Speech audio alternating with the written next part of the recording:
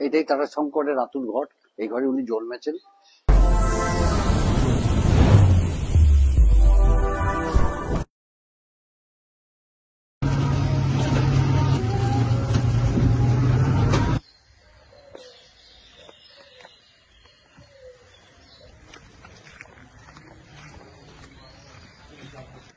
নমস্কার।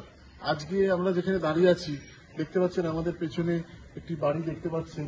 আজকে temple touch থেকে আমরা যে ভিডিওটা করতে চলেছি সেই ভিডিওটা এই যে বাড়িটা, এবং এখানে একজন মহান মানুষ, মহান বাঙালি, তার বাড়ি, এবং উনি এখানেই জন্মগ্রহণ করেছিলেন।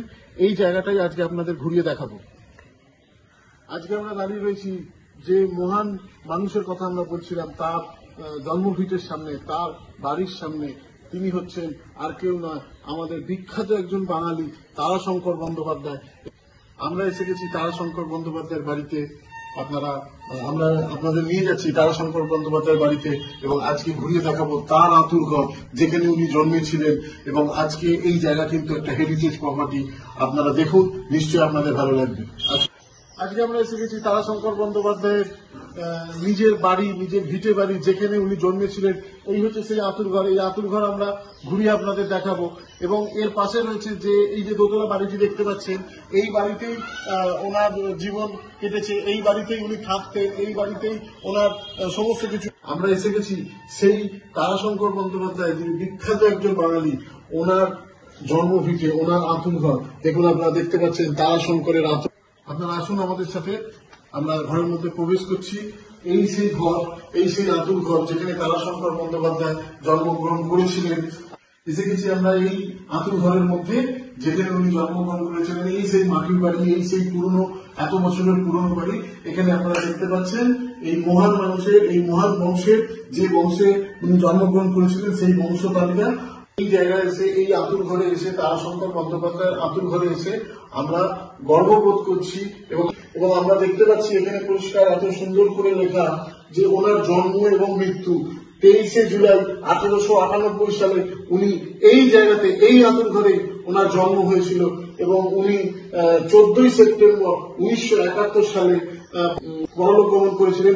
আমরা যেটা জানতে পাচ্ছি ওনাদের থেকে, ওনার বাড়ির লোকেদের থেকে, যে এই যে কবিতাটি লেখা রয়েছে, এই কবিতাটা বলা যেতে পারে 9 বছর বয়সে উনি লিখেছিলেন। মানে এই কবিতাটাই ওনার প্রথম লেখা কবিতা। যে 1947 সালে শরৎ স্মৃতি পুরস্কার লাভ করেছিলেন, 1952 সালে MLC নির্বাচিত হয়েছিলেন, 1955 সালে রবীন্দ্র পুরস্কার লাভ করেছিলেন, 1956 সালে একাডেমি পুরস্কার লাভ করেছিলেন, এবং তারপরে উনি রাজ্যসভার সদস্য হয়েছিলেন 1960 সালে, এবং তারপর 1962 সালে উনি পদ্মশ্রী উপাধি পেয়েছিলেন। তারপরে 1967 জ্ঞানপীঠ উপাধি লাভ করেছিলেন, এবং 1968 পদ্মভূষণ উপাধি লাভ করেছিলেন। এখানে আমরা আরো দেখতে পাচ্ছি কবির আরো একটি কোট, কবি থেকে ওনার সৃষ্টি করা আরো একটি কোট, এবং ওনার সৃষ্টি করা সপ্তপতি থেকে আরেকটি কোট। আপনারা দেখুন, অসাধারণ একটি সৃষ্টি, অসাধারণ সৃষ্টি, ভাতৃদেবতা। দেখুন, এরপর আমরা দেখবো ওনার ব্যবহৃত কিছু জিনিস। আপনারা দেখতে পাচ্ছেন ওনার ব্যবহৃত চশমা রয়েছে, ওনার ব্যবহৃত ইঙ্ক রয়েছে, ওনার ব্যবহৃত সেভিং সেট তলায় রয়েছে। এখানে চশমা দেখতে পাচ্ছেন, ওনার ব্যবহৃত চশমা, এবং ওনার ব্যবহৃত কাপ ডিশ আমরা দেখতে পাচ্ছি, সেভিং সেট দেখতে পাচ্ছি। এবার আমরা দেখবো ওনার নিজের হাতে লেখা কিছু বিখ্যাত চিঠি, যেগুলো বিভিন্ন মানুষকে উনি দিয়েছিলেন, এবং সেই চিঠিগুলো সুন্দর করে এখানে রাখা আছে। এবং আমরা একটু শুনে নেব এই বাড়ির ইতিহাস, এবং এই বাড়িতে কোথায় উনি থাকতেন, এবং কি কি ঘটনা ঘটেছিল, কিছুটা আমরা ওনাদের বংশধরদের থেকে আমরা একটু জেনে নেব। এটাই তারাশঙ্করের আতুর ঘর। এই ঘরে উনি জন্মেছেন 1898 সালে 23শে জুলাই, এবং এইটাই ওনার আদি বাড়ি, যে বাড়িতে ওনার বিবাহ হয়েছে, ফুলসজ্জা হয়েছে, ছেলে মেয়ে মানুষ করেছেন, বাবার মৃত্যু, মায়ের মৃত্যু, সবই এই বাড়িতে।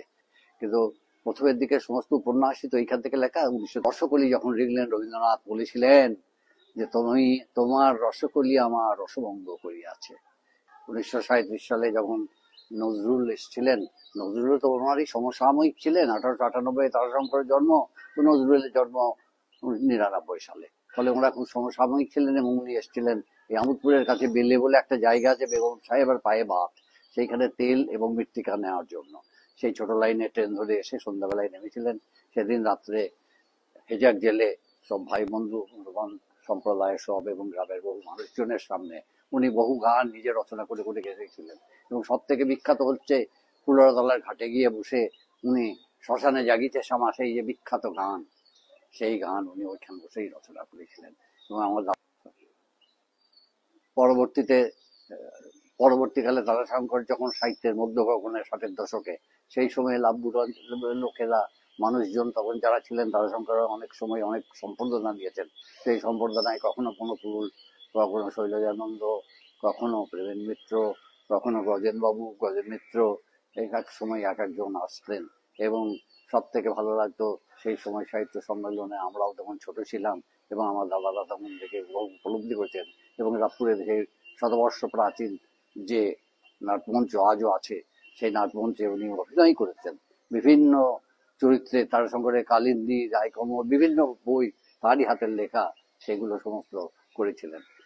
ওনার মা ছিলেন এই বাড়িতেই, ছোট ভাইয়ের কাছে, এবারে আমার বাবার কাছেই থাকতেন। আমরাও ঠাকুমা করতাম এইখানেই। সেই কারণে মায়ের টানে প্রতি মাসেই প্রায় নিয়ত আসতেন। আজকে আপনারা দেখলেন তারাশঙ্কর বন্দ্যোপাধ্যায়ের আতুরঘর, তারাশঙ্কর বন্দ্যোপাধ্যায়ের বাড়ি, এবং শুনলেন বিভিন্ন অজানা কথা।